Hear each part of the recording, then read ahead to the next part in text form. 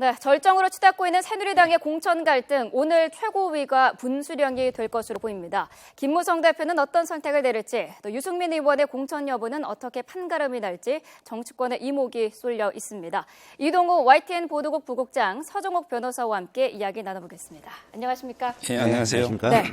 자, 새누리당 최고위가 오늘 오전 9시부터 지금 2시간 넘게 계속되고 있는데 아직 이렇다 할 결론을 내리지 못한 것 같아요. 예, 현재까지 들려오는 바에 의하면 현재 경론이 벌어지고 있고 네. 뚜렷한 결론을 못 내고 있는 것으로 알려지고 있습니다. 특히 네. 이제 유승민 의원 관련해서 공천관리위에서 결정을 하는 것이 좋다. 그러니까 물론 이제 이한구 공천관리위원장이 유승민 의원을 어떻게 할 것인지 이 최고위원회에서 정무적 판단을 해줬으면 좋겠다 이런 얘기거든요. 사실상 컷오프 시키겠다는 그런 생각을 가지고 있는데 이제 그거를 최종적으로 최고위원회에서 판단해달라 이런 식으로 이제 공을 떠넘겼는데 네. 오늘 최고위원회에서는 이 문제는 공천관리위에서 결정하는 것이 좋겠다. 네. 이런 식으로 아마 의견이 모아지고 있는 그런 상황이라고 합니다. 그리고 네. 나머지 이제 일부 김무성 대표가 문제 제기하는 지역을 놓고서 갑론을박이 있었고 특히 김을동 최고위원은 유일하게 최고위원들 가운데 김무성 대표 측에 서 있거든요. 그래서 네.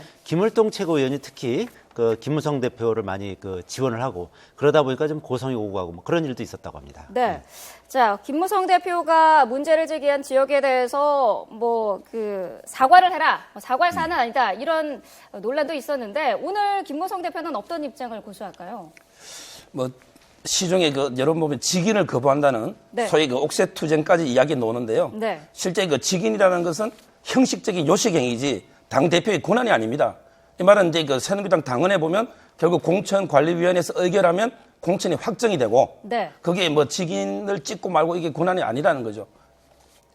네. 따라서 예.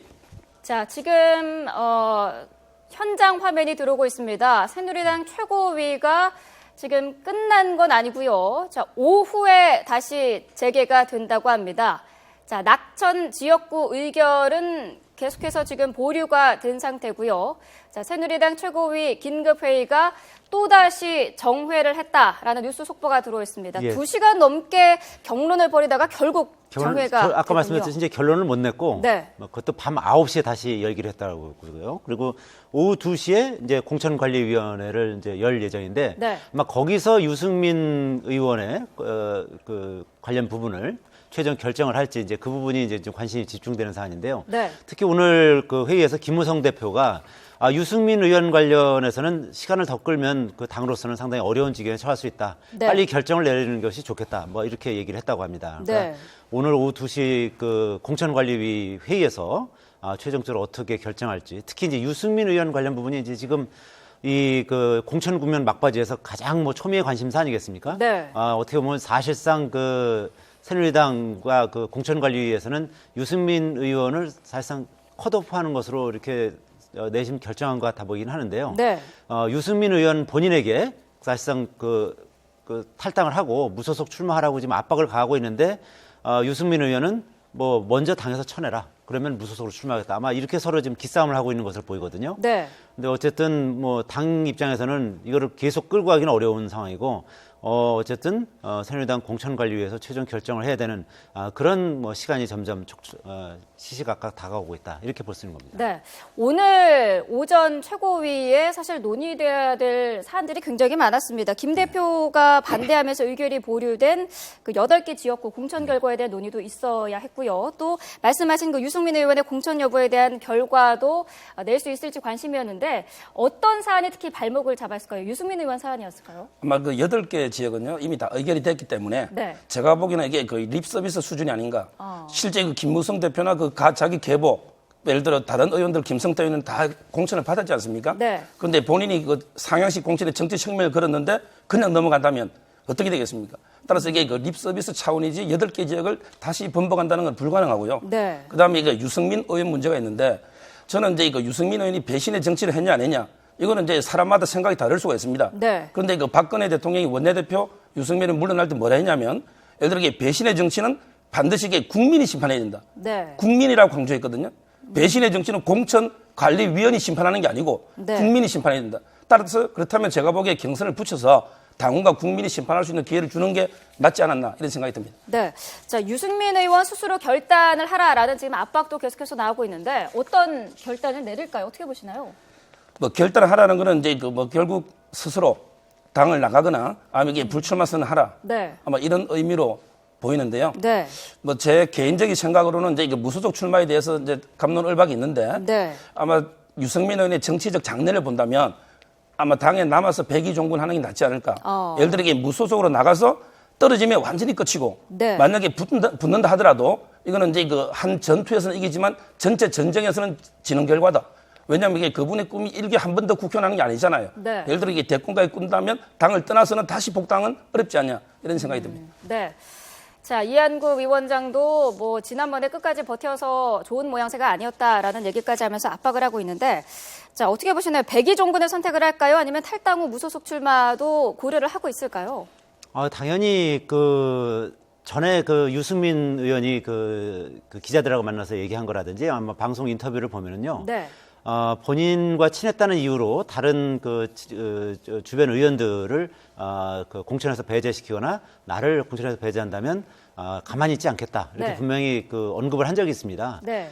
만약에 거기서 가만히 있는다면 정치인이 아니다 이렇게까지 강조를 했거든요. 네. 그러니까 결국은 만약에서 공천에서 배제된다면 그러면 아마 무소속으로 출마할 가능성이 굉장히 높다 이렇게 볼 수 있고요. 그리고 네. 특히 이제 그 유승민 원내대표 당시에 원내 수석 부대표를 했던 조혜진 의원도 역시 공천에서 배제됐지 않습니까? 네. 오늘 탈당을 선언하면서 무소속으로 이제 출마를 할 예정인데요. 네. 결국 이제 그런 식으로 이제 대구에서도 그 공천에서 배제된 의원들이 아마 그 대부분 무소속으로 출마할 가능성이 점쳐진다 이렇게 볼 수 있겠습니다. 네. 자, 말씀드린 것처럼 새누리당 최고위의 긴급회의가 오늘 밤 9시에 속개가 된다고 합니다. 자, 오늘 밤 9시, 지금 2시간 넘게 회의를 벌이다가 정회가 됐고요. 오늘 밤 9시에 재개를 한다면은 어떻게 보면은 그 최고위의 당 차원의 어떤 결정에 앞서서 유승민 의원의 결단을 먼저 좀 바라고 있는 건 아닐까, 시간 끌기를 지금 하고 있는 거 아닌가라는 생각도 드는데요. 예. 밤 9시는 상당히 의외인데 왜냐하면 네. 오후에도 있고 저녁 먹고 바로 하는데 9시 한다는 거는 잘 이해가 안 되고 아마 이게 당에서는 이제 스스로 너무 직접 치는 게 부담이 되니까 아마 스스로 네. 결단을 계속 촉구하는 옛날에 그 친노 그 이해찬 의원 그 컷오프 시킬 때도 네. 상당히 많이 기다리면서 스스로 결정을 기다려도 안 되니까 컷오프 했지 않습니까? 네. 아마 그런 전철이 아닌가 싶습니다. 네.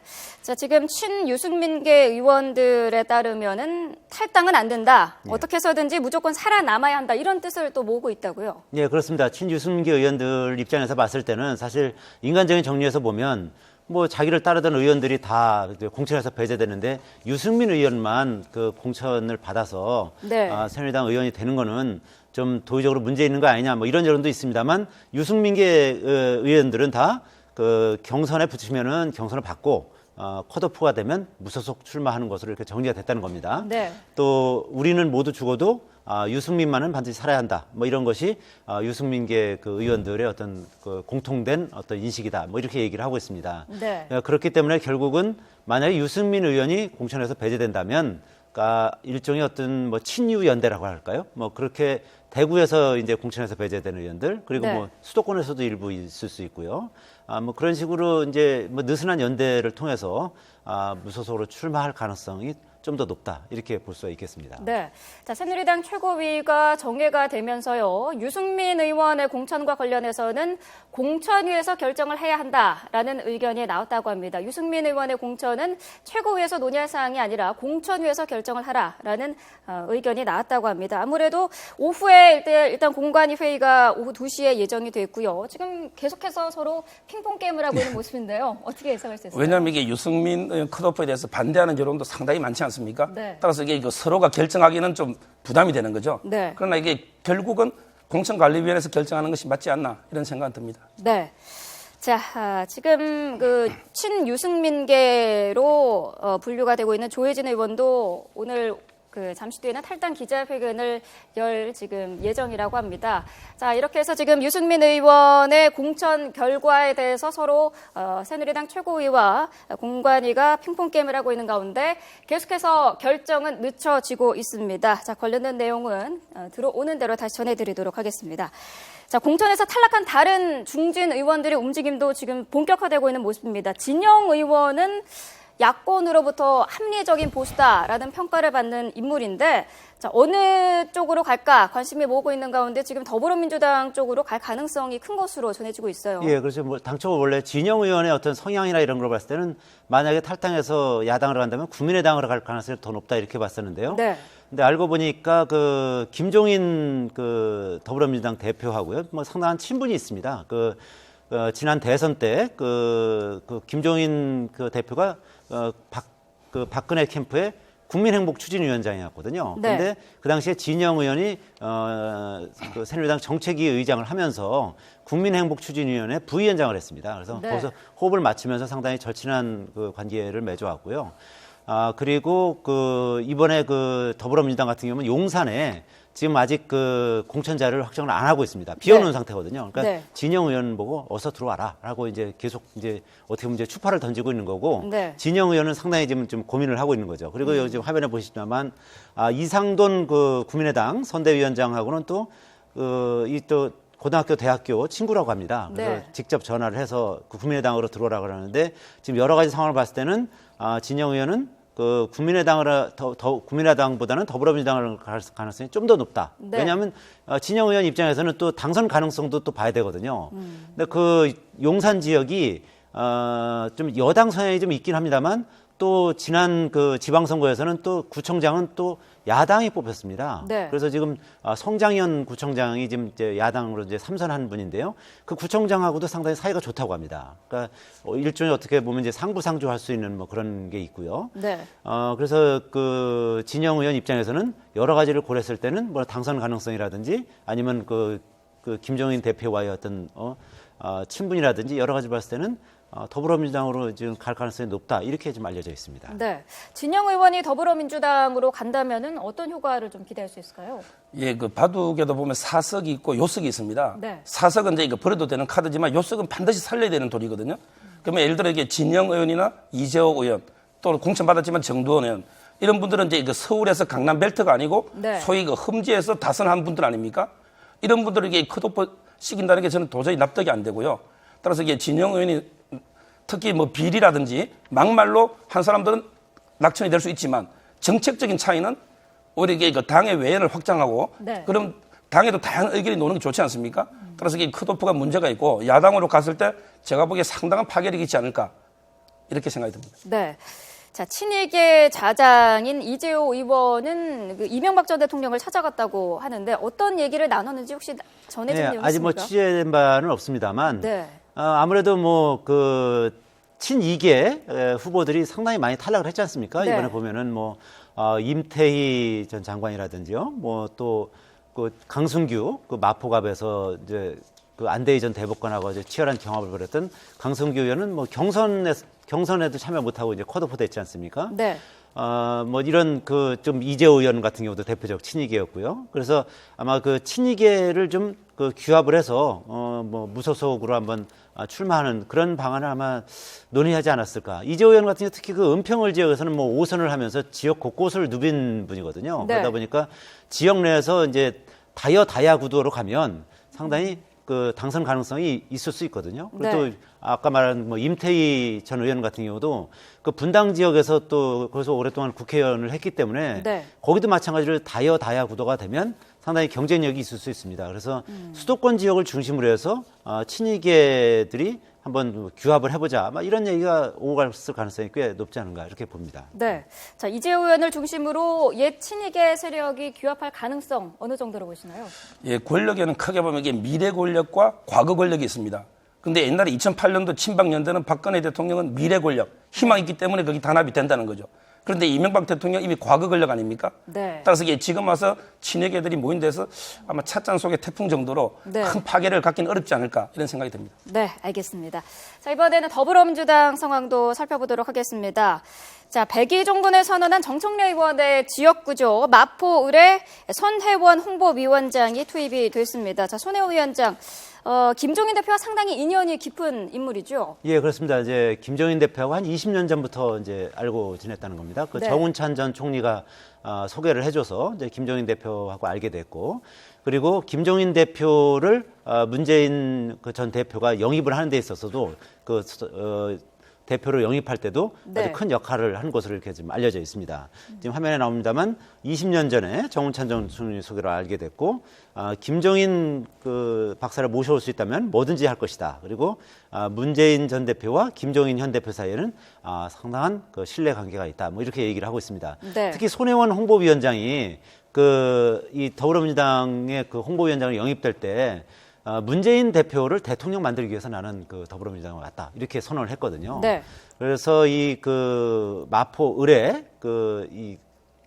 이번에 이제 참여하게 된 거는 원래는 아마 그 비례대표로 이제 예정이 돼 있었는데 이쪽 지역을 아마 시뮬레이션을 해봤을 겁니다. 그러니까 어느 정도 가능성이 있다 이렇게 보고 또 손혜원 네. 홍보위원장이 나름대로 어쨌든 인지도가 있기 때문에 아마 여기서 공천을 받지 않았나 이렇게 보여지고요. 네. 상대적으로 지금 새누리당 같은 경우 지금 4명이 지금 여기서 지금 경선을 하고 있거든요. 현재 여론조사 경선을 하고 있는데 네. 뭐 황인자 의원이라든지 뭐 김성동 전 의원 그리고 이제 방송사 이제 정치평론가로 이름을 올렸던 최진영 변호사 그리고 이채관 씨라고 이회창 전 총재의 측근이죠. 이렇게 네 네. 명이 지금 여론조사 경선하고 있는데 상대적으로 좀 중량감이 좀 떨어지는 측면이 있습니다. 그래서 아마 이 손혜원 홍보위원장 같으면 상당히 승산이 있다 이렇게 보고 아마 공천하지 않았나 이렇게 보여집니다. 네. 변호사님께서는 어떻게 보시나요? 정청래 의원을 대신할 만한 카드가 될까요? 예, 저는 상당히 그 성산이 있다 보는 게 4가지 이유가 있습니다. 첫째는 이제 그 여성 전문가, 그다음에 두 번째 비례대표 1번을 포기하고 간 희생 이미지, 네. 그리고 이제 그 광고 전문가면서 홍보위원으로서 인지도, 네. 그리고 이게 가장 중요한 게 정청래 의원과 찰떡궁합입니다.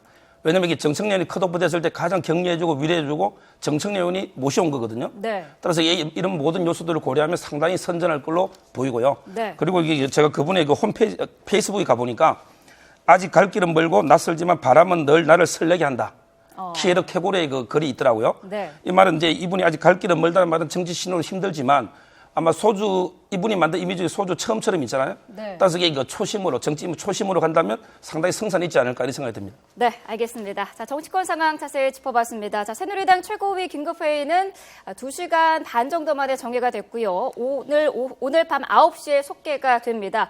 그리고 이 자리에서는 유승민 의원에 대한 공천은 공천위에서 결정을 하라라는 얘기가 나왔고요. 김무성 대표에 대한 공천위의 사과 요구에 대해서 김무성 대표가 거부를 했다는 뉴스 속보까지 다시 한번 정리를 해드리겠습니다. 오늘 두 분 말씀 여기까지 듣겠습니다. 고맙습니다. 예, 감사합니다.